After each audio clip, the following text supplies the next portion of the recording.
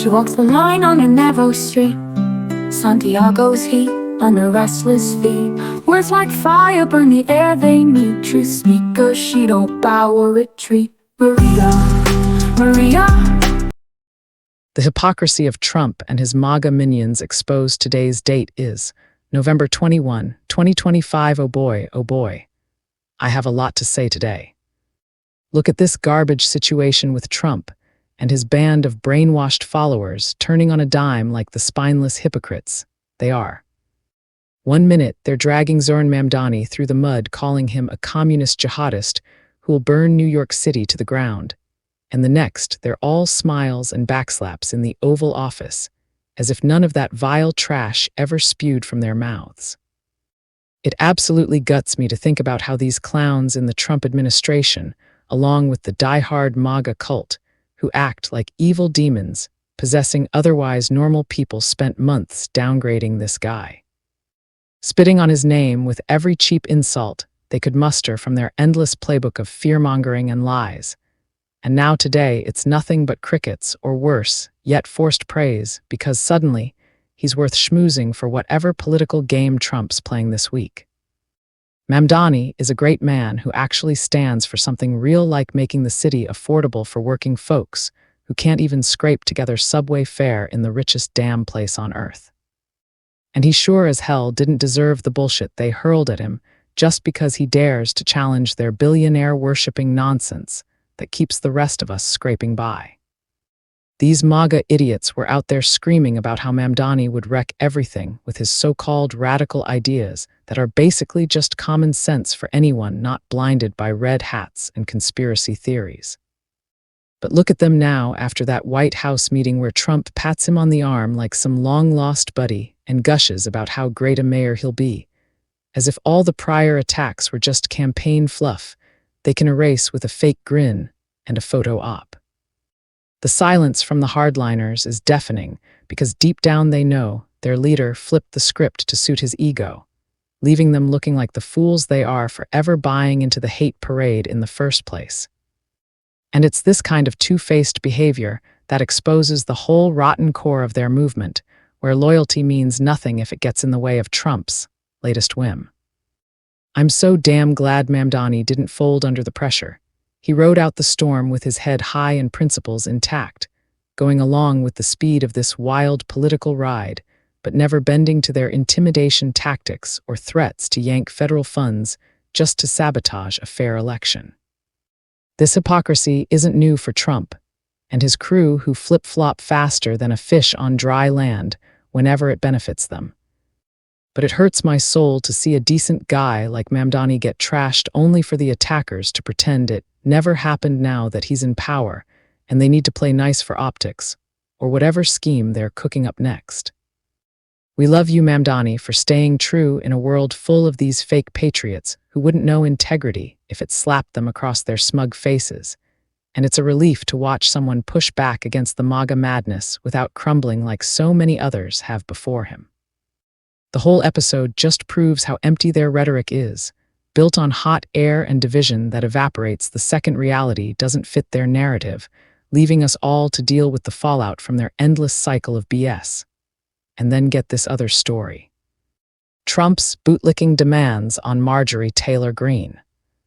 Oh man, you guys, I am sitting here fuming over this latest crap from Trump, where he's out there attacking Marjorie Taylor Greene like she's some disloyal peasant who forgot to bow low enough to his orange highness.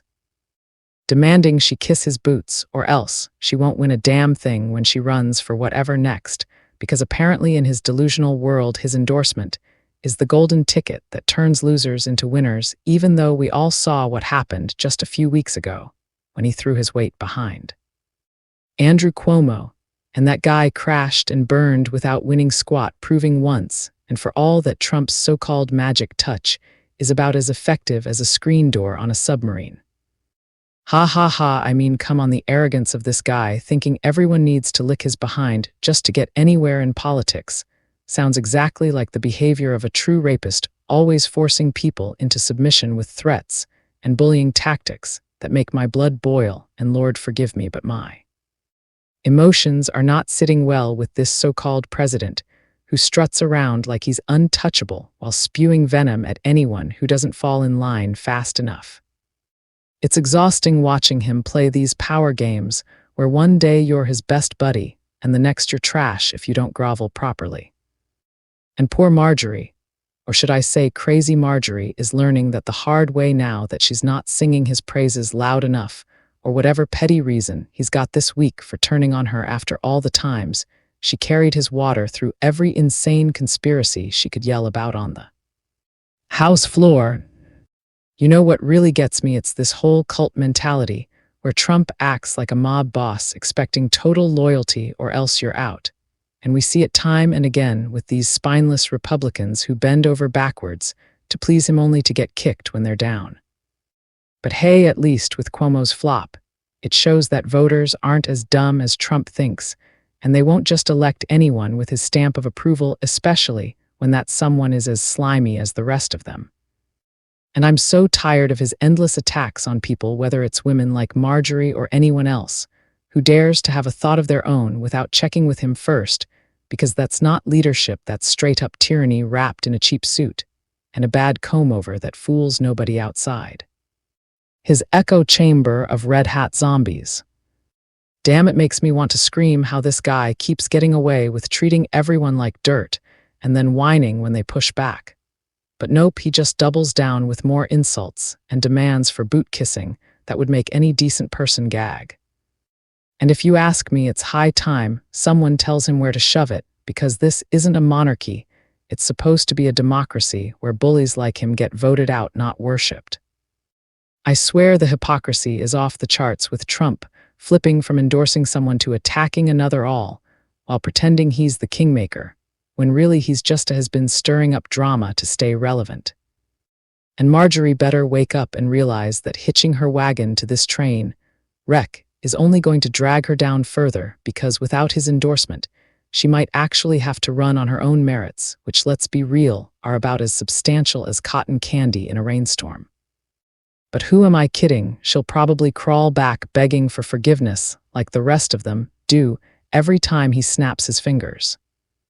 Ugh, it all just pisses me off to no end, seeing this cycle of abuse in politics, where Trump forces others to lick his ass or face his wrath, and nobody calls him out loud enough for what he really is: a pathetic, insecure tyrant, hiding behind tough talk that crumbles under the slightest scrutiny.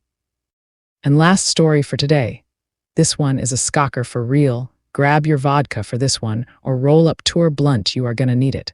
Vindman's call to expose Trump's shady Saudi secrets. Oh my God, you guys, can you believe this absolute clown show unfolding right now with Eugene Vindman, stepping up like the badass he is and straight up demanding that Trump cough up the transcript of that shady-ass 2019 phone call he had with Saudi Crown Prince Mohammed bin Salman right after that. Poor bastard Jamal Khashoggi got murdered in cold blood inside a consulate, like some third-rate spy thriller gone horribly wrong. And I'm over here losing my shit, because finally someone's got the balls to call out this orange nightmare for what he really is: a spineless dealmaker who'd sell out American values for a fistful of Saudi cash and a pat on the back from a guy who orders hits on journalists without breaking a sweat. Ha ha ha, it's hilarious in the darkest way possible watching Trump squirm as Vindman, who actually worked on the National Security Council back in those God-forsaken days, spills that this call was one of the two most problematic ones he ever reviewed, the other being that infamous Zelensky chat that got Trump impeached for the first time. But this Saudi one, oh boy, it's got quid pro quo written all over it, with Trump probably wheeling and dealing for some sweet benefits, while the blood of a Washington Post columnist was still fresh on the floor in Istanbul. I mean, come on, the hypocrisy burns hotter than a desert sun, with Trump hosting MBS at the White House this week, rolling out the red carpet like their old frat buddies dismissing U.S. intelligence reports that straight up say the Crown Prince ordered the hit by calling Khashoggi controversial and muttering shit like things happen, as if we're talking about a fender bender instead of a guy getting strangled, dismembered, and stuffed in suitcases by a death squad. And get this, Vindman didn't just tweet about it, no, he took it to the House floor yelling for transparency, because the Khashoggi family and every red-blooded American deserves to know what the hell was whispered in that call, especially now that Trump's back in power defending a murderer like it's no big deal, just another Tuesday in his corrupt circus of a presidency. And I'm screaming from the rooftops, yes, release that damn thing, because we all know it's going to be a bombshell full of Trumps groveling for arms deals or hotel investments, or whatever greasy perks he was chasing, while the rest of us were demanding justice for a man who dared to write the truth about Saudi brutality.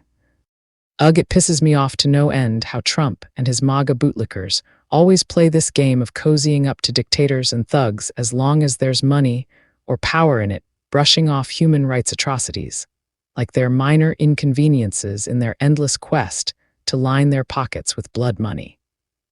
And now, with over 60 lawmakers, including Jamie Raskin, jumping on this bipartisan push, or at least trying to drag some cowardly Republicans along for the ride, it's like watching the walls close in on Trump's little empire of lies where he thinks he can rewrite history by saying MBS knew nothing about the murder, even though the CIA called bullshit years ago. You know what really gets my goat? It's the sheer gutlessness of the White House response, calling Vindman a bitter backbencher and a serial liar like that's gonna stick when this guy's a decorated veteran who actually served his country instead of bankrupting casinos and dodging taxes. And meanwhile, Hanina Latter, Khashoggi Trump's widow, is out there at the press conference, with tears in her eyes, insisting there's no justification for kidnapping, torturing, killing, and cutting her husband to pieces, calling it a terrorist act plain, and simple begging for the truth so she can finally understand why her brave, transparent, professional man had to die for speaking out against the Saudi royals. Damn straight I'm with her 100%, and yelling louder than ever, release the transcript, you corrupt son of a bitch Trump, because hiding behind classification stamps won't save you from the shockwave when America hears how low you stoop to protect a killer just to keep the cash flowing into your failing businesses. And it's about time someone like Vindman reminds us that real patriotism means holding power accountable, not kissing the rings of foreign autocrats who murder our allies' pens. This whole saga just proves once again that Trump's not fit to lead a PTA meeting, let alone the free world, with his track record of defending bones, saw-wielding princes over dead journalists.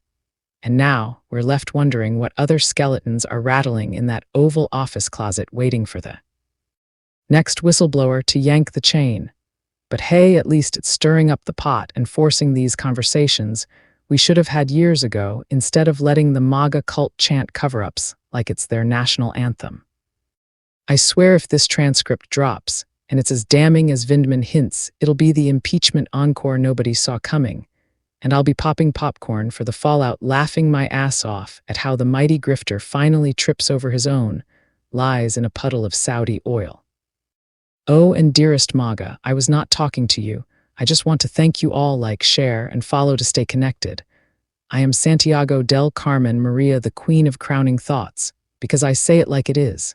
Copyright 2025, independent writer, Crowning Thoughts truth speaker. AI video content creator, writer, blogger, Santiago DC Maria. All rights reserved.